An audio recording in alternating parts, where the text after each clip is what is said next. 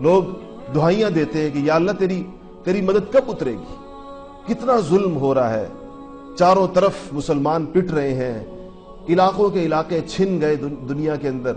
جس مسلمان ملک کو وہ تقسیم کرنا چاہے، ایک چند مہینے کا کام ہے، اس کو تقسیم کر دیتے. آپ کے سامنے انڈونیشیا تقسیم ہوا، آپ کے سامنے سوڈان تقسیم ہوا ان چند سالوں کے اندر، کہ جس ملک کو وہ چاہیں. آج وہ عراق تقسیم کرنا چاہتے ہیں، افغانستان تقسیم کرنا چاہتے ہیں، پاکستان کے در پہ سعودی عرب کے اندر مسائل دیکھیں کس قسم کے، کس طرح. تو یہ صرف امت مسلمہ کے مسائل کیوں ہیں؟ باقی دنیا کے اندر جو یہ مسئلے ہیں، باقی دنیا میں بھی علیحدگی پسند تحریکیں ہیں، باقی دنیا کے اندر بھی آپس کے اندر اختلافات ہیں، وہاں یہ فیصلے کیوں نہیں آتے؟ صاف یہ پتہ چلتا ہے کہ جیسے قدرت ہمارے موافق نہ ہو، جیسے خدائی مدد ہمیں اپنے ساتھ نظر نہیں آتی. تو خدائی مدد لینے کا طریقہ یہ نہیں ہو سکتا کہ ہم جھولیاں اٹھا کے بد دعائیں دیں صرف کہ یا اللہ تو ان کے اسلحے کے اندر کیڑے پڑ جائیں، اور یا اللہ ان کو جو ہے تو برباد کر دے، تباہ کر دے.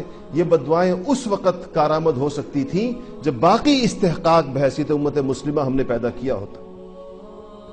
اس میں یہ دونوں چیزیں شامل ہیں. جن لوگوں کے لیے انسانیت کا جن لوگوں کی زندگیوں کے اندر نفع ہوگا، حضرات صحابہ کرام رضوان اللہ تعالی علیہم اجمعین دنیا کے جس گوشے کے اندر بھی گئے، دونوں قسم کی نفع رسانیاں انسانیت کو ان سے ہوئیں. ان کے اندر انتہا درجے کی خیر خواہی تھی، انتہا درجے کا رحم اور عدل تھا. ان کا اپنے لوگوں کے، جن لوگوں کے معاملات ان کے سپرد ہوئے، ایسے ان کی اس طریقے کے ساتھ انہوں نے ان کی خیر خواہی اور خبرگیری کی کہ ان کو یقین آ گیا کہ یہ لوگ اس بات کے ہر لحاظ سے مستحق ہیں کہ یہ دنیا کے کسٹوڈین، دنیا کی تولیت ان کے حوالے ہو، انسانیت کے یہ نگہبان بنے.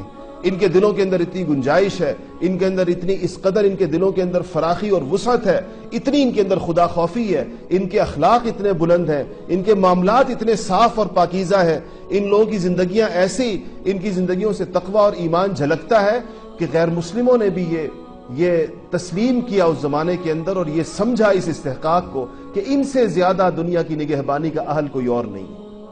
یہ مانا گیا ہر دور کے اندر.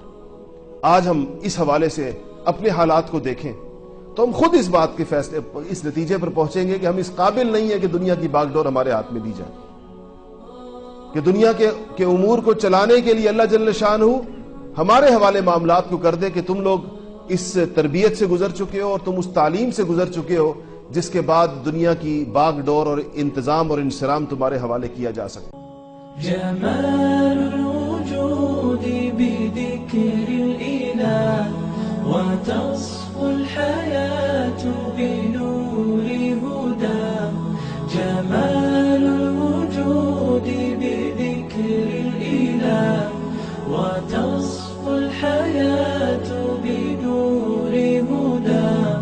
وتطلب نفس له طاعة ويبلغ سعد إلى منتهى. فؤاد شغوف إلى ربه أحب رضاه أحب لقاه. يظل يجيء إلى ربوة قرار